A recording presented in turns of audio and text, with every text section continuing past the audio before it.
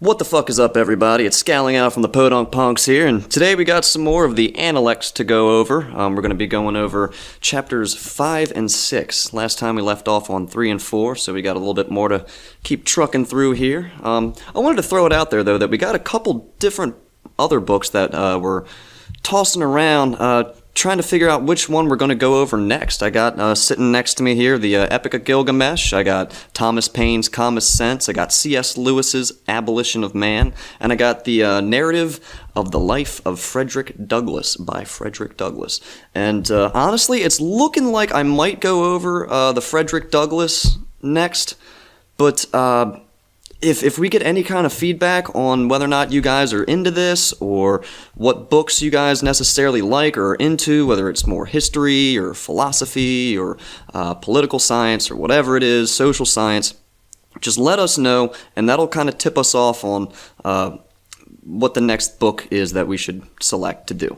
So we're going to keep continuing with the Analects here, and I just wanted to throw that out. The next book that we do is going to be on you guys, but if we don't get any feedback or anything, it's looking like it's going to be the narrative of the life of Frederick Douglass, because, I don't know, I think with some of the things that are going on socially in today's political and social climates, the narrative of the life of Frederick Douglass might be needed. But anyway, I digress. Let's move on. So we got Book 5, and we're going to be off to a great start because the first passage, it's a little hard to read, and it's mainly because of one word that's in a place that we're not really used to reading it in. And I think that's mainly because of, an ancient stylistic method of writing was used that just didn't get translated all that well throughout the ages. They wrote in a certain poetic way, and we have words nowadays that they didn't have. They had words back then that we don't have, and so I'm going to read this passage once the way it is, the way it's written, and then I'm going to read it again without that speed bump word, and hopefully it'll make more sense.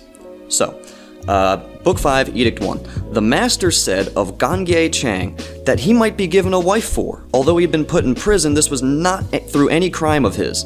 He gave him his own daughter in marriage.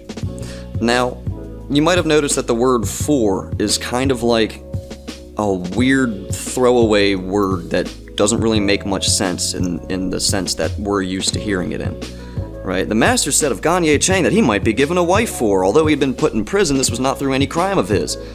It's like, what? So when I throw the word for out, it makes a little more modern sense. The master said of Ganye Chang that he might be given a wife. Although he'd been put in prison, this was not through any crime of his. He gave him his own daughter in marriage.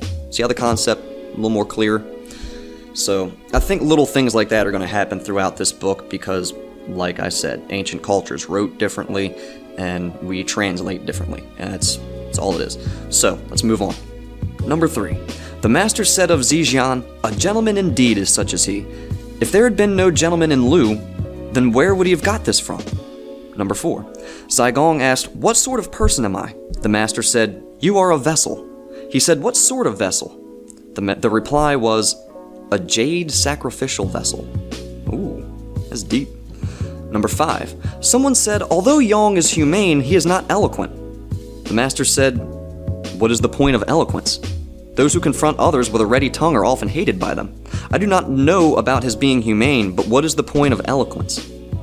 So he's saying talk is cheap, being humane is what matters, and I don't know anything about that, so fuck him. Number 6. The master charged Quidayo Kai to take an official position, but he replied saying, this I am not yet capable of fulfilling in a trustworthy manner.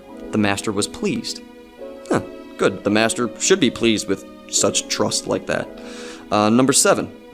The master said, if the way is not practiced and I float out to sea traveling on a raft, the one who accompanies me will be you, won't it? When Zailu heard this, he was delighted. The master said, you is the sort of person who surpasses me in love of courage, but there is no point in his having acquired such talents. Number 8. Meng Wu Bo asked whether Zailu was humane. The master said it is not known. He asked again, and the master said, he could be employed to organize military levies in a country of 1,000 chariots, but I do not know that he is humane. What about Q? The master said, Q could be employed as a steward for a city of 1,000 households or a family with 100 chariots, but I do not know that he is humane. What about Chi? The master said, Chi, if he puts on his sash and takes his place at court, may be accompanied to converse with the guests, but I do not know that he is humane. I like that. He's saying, this guy is bringing up, this guy has this really good trait about him. And Master Kong's like, well, I don't know anything about how humane he actually is. So, does it really matter? So, number 9. The master said to Zai Gong, out of you and Hui, which is the better? He replied, how dare I even have a look at Hui? Hui is the person who by hearing one thing understands 10, but I am the sort of person who by hearing one thing understands 2. The master said, you are not as good as he is. Both you and I are not as good as he is. 10. Zai Wo was in his bed during the daytime. The master said, rotten wood cannot be carved, and a dirt wall cannot be traveled. In you, what is to be punished? The master went on, first of all, when I dealt with people, having listened to their words, I took to their deeds on trust. But now, when I deal with people, having listened to their words, I observe their deeds. It is because of you that I have made this change. Y-U being a person, not Y-O-U. 11. So, he's basically saying, I look at people's deeds more than I trust them. Actions over words. 11. The master said, I have never come across anyone who is unyielding. Someone replied, Shen Chang. The master said, Chang is lustful, so how can he be unyielding? 12. Zai Gong said, if I do not want others to inflict something on me, I also want to avoid inflicting it on others. The master said, see, is this not a point you have yet reached? Or see, this is not a point you have yet reached. And that's S-I as a person, not S-E-E. 13. Zai Gong said, the master's accomplishments one can get to hear about. But what he has to say about human nature in the way of heaven, one cannot get to hear about. 14. If there was something Zai Lu had heard, but he had not yet been able to put it into practice, his only fear was of hearing something else. 15. Zai Gong asked why they called Kong Wen Zi cultured. The master said he was diligent and fond of learning, and he was not ashamed to ask questions of those beneath him. That's why they call him cultured.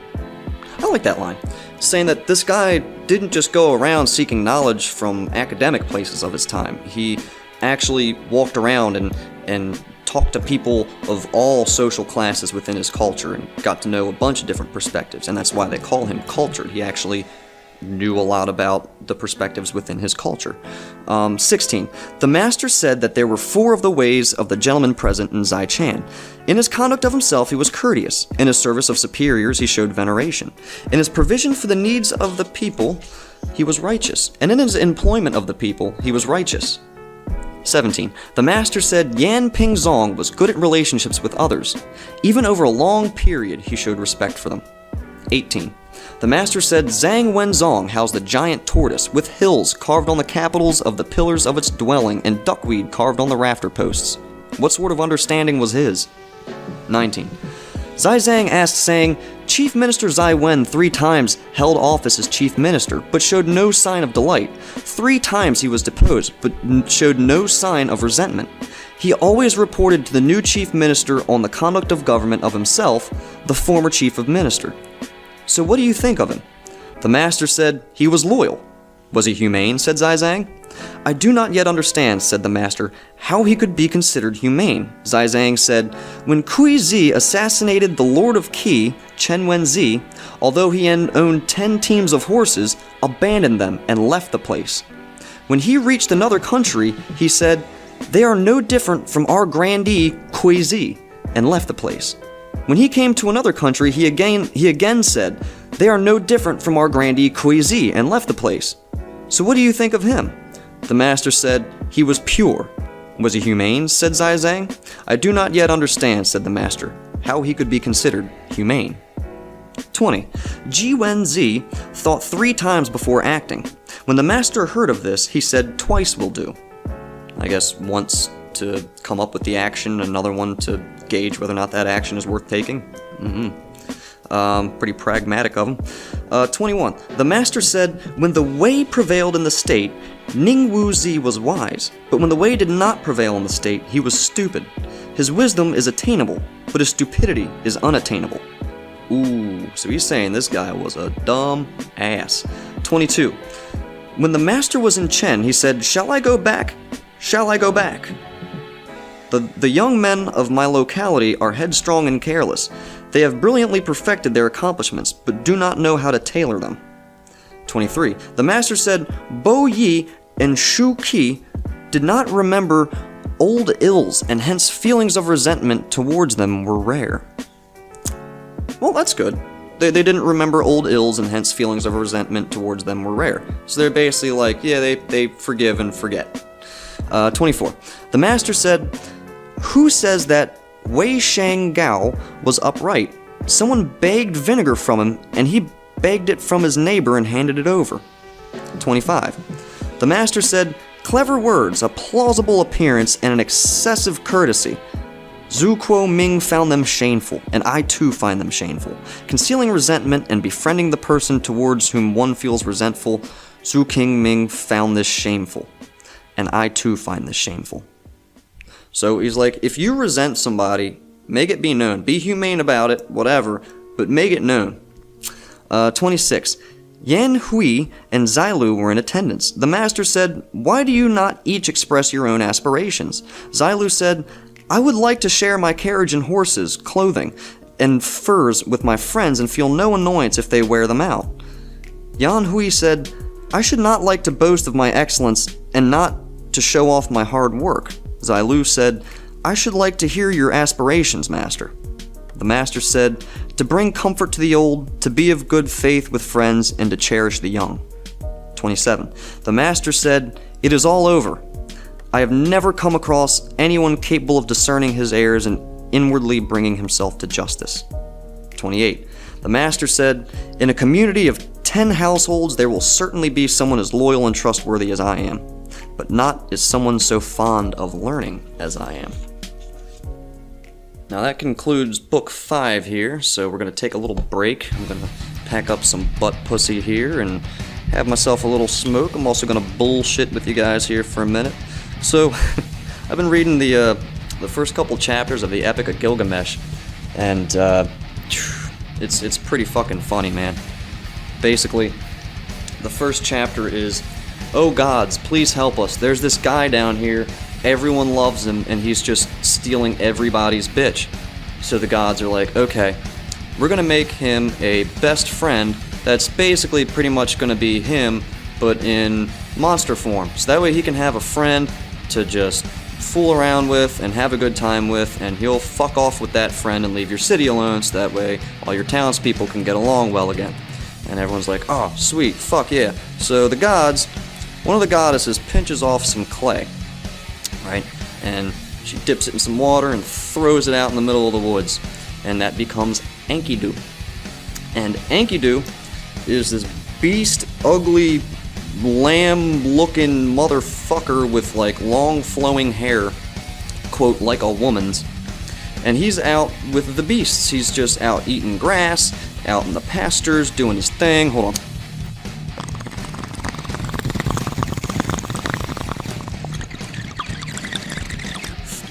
So he's out in the pastures, and he's just doing his little Enkidu beastly thing, right? Eating grass and shitting and not wiping his ass, collecting those dingleberries. And this little kid, right? This little kid, he's outside like trapping some food for his family, doing his little trapper kid thing, and he notices out in the fucking distance there's this hideous man beast just eating the fucking grass like a beast, and he's like, "What the fuck?" So he runs back to his dad, and he's like, Dad, you gotta see this thing. You gotta see this thing. It's out here in the fucking field. It's ugly. What the fuck?" So his dad comes out, and he's like, "Holy shit, that thing is ugly. We gotta... It's not a beast or a man, so we gotta like tug it more towards the man side. We gotta get this thing away from all the beasts." And the way they do that, the guy's genius plan is this: get the beast to fuck a woman, and the beast will quote-unquote know a woman's love after that, or know a woman's heart, and the beasts will reject him in the wild, and he will no longer be known as a beast. So him and his dad, or I think it's just the kid, I don't remember, travels back to Uruk to meet Gilgamesh and gets one of his concubines to bring back to Enkidu to fuck. So they let Enkidu fuck this concubine out in the wild for like 6 or 7 days, and then Enkidu tries to go back into the wild with the beasts, and they all reject him. The prophecy came true. Whoop-de-fucking-do. So that's where I'm at in the Epic of Gilgamesh. It's a pretty crazy story. Insanely misogynistic. But I mean, yeah, that's the fucking culture was back then, you know, the women were more property than anything. But, it's just fucking hilarious. Like, there's this guy out in the woods, what are we gonna do? Let's get him a woman to fuck and see what happens. Oh my god. So that's that. Anyway, let's get back to the Analects here. Book 6, Passage 1, the Master said, Yong may be made to face south. Okay. Number 2. When Zongong asked Zizang Bozi, the Master said, he is alright, he is easygoing. Zongong said, surely it is alright if one adopts easygoing practices for the sake of dealing with people, provided that one occupies a basic position which commands respect. But if one adopts easygoing practices because one is basically easygoing, surely that is to be too easygoing? The Master said, Yong's words are true. So he's like, yeah, if you just spend all your time kicking your feet up and being the most easygoing person in the world, surely that's too easygoing. But if, like, you're in a position that holds a lot of respect from people, and you're pulled every which way by a bunch of people, and you're just trying to take the path of least resistance, you know, that's admirable. But never like really rubbing ideologies with somebody, never really having any friction with anybody, that's kind of too easygoing, you know. Drawing from the last chapter, like, you don't want to be too reserved. Like, make your shit known. Number 3. Duke I asked which of the disciples was considered fond of learning. Master Kong replied, there was a certain Yan Hui. He was fond of learning. He did not vent his anger on those who did not deserve it, and he did not repeat an error. Unfortunately, his allotted span of life was short, and he died. As far as the present moment is concerned, he is no longer with us, and I have not yet heard of anyone who is fond of learning. Damn. Number 4. When Gongxi Hua was sent on a mission to Kui, Master Ran asked for grain for his mother. The Master said, give her a fu. He asked for more. He said, give her a yu. Master Ran gave her 5 bing of grain. I just imagine those are increasingly larger increments of amounts. The Master said, when Qi went to Qi, he was drawn by well-fed horses and wore light furs. I have heard that the gentleman helps those who are in straitened circumstances and does not maintain the wealthy. Well, yeah, makes sense. That's good. Give to the poor. Number 5. When Yan Si became the steward of the Master's behalf, he was given 900 measures of grain, but he declined. Do not, said the Master, make use of it for gifts in your local communities. 6. The Master said of Zongong, if the offspring of a brindled ox be red and horned, even if one wished not to use it, would the hills and streams reject it? 7. The Master said, as far as Hui is concerned, his mind for 3 months does not stray from humaneness. But as for the rest of them, they attain it occasionally, but that is all. 8. Ji Kangzi asked whether Xilu was fit to be appointed to join the government. The Master said, he is efficient, so what difficulty would there be in his joining the government? He asked whether Zygong was fit to be appointed to join the government. He said, he is perceptive, so what difficulty would there be in his joining the government? He asked whether Ran Yu was fit to be appointed to join the government. He said he is accomplished, so what difficulty would there be in his joining the government? So he's saying this guy is efficient, the next guy is perceptive, the next guy is accomplished. You know, they all have a decent trait, so why can't they, you know, whatever.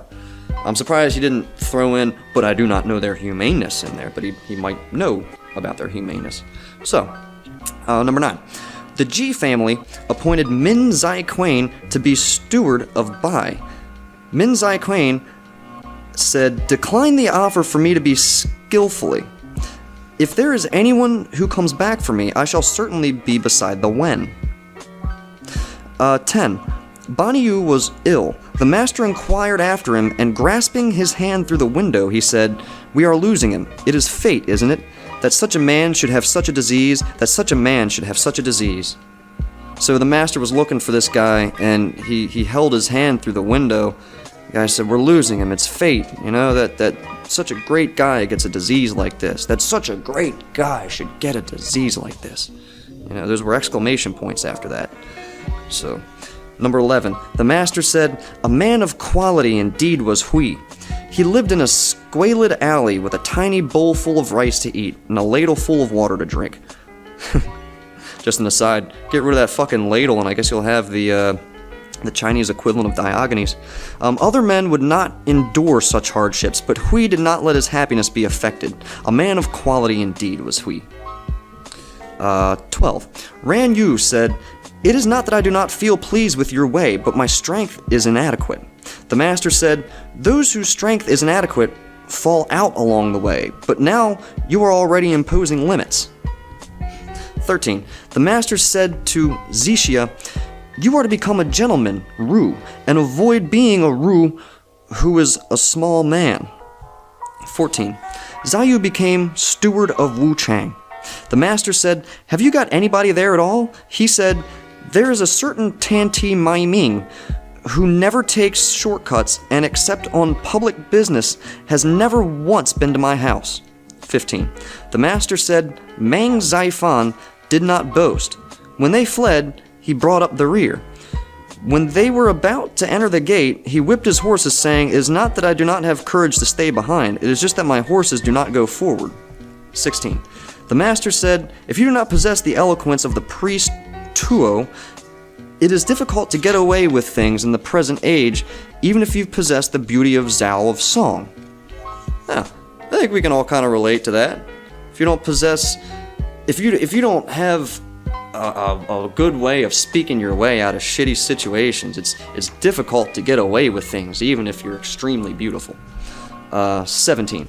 The master said, "Who can go out without using the door? So why is it that nobody follows this way?" 18. The master said, "When substance prevails over refinement, there's churlishness. And when refinement prevails over substance, there's pedantry.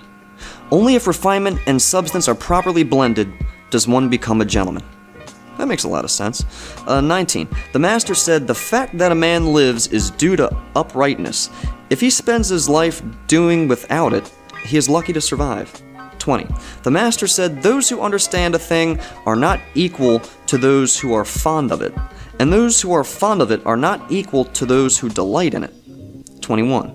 The master said, "Those who are better than average may talk about superior matters, but those who are worse than average may not talk about superior matters." So you're just basically saying you better know your shit if you're going to talk about big topics. 22. Fan Chi asked about wisdom. The master said, "To work hard at what is right for the people, and to show reverence for ghosts and spirits so as to keep them at a distance may be called wisdom."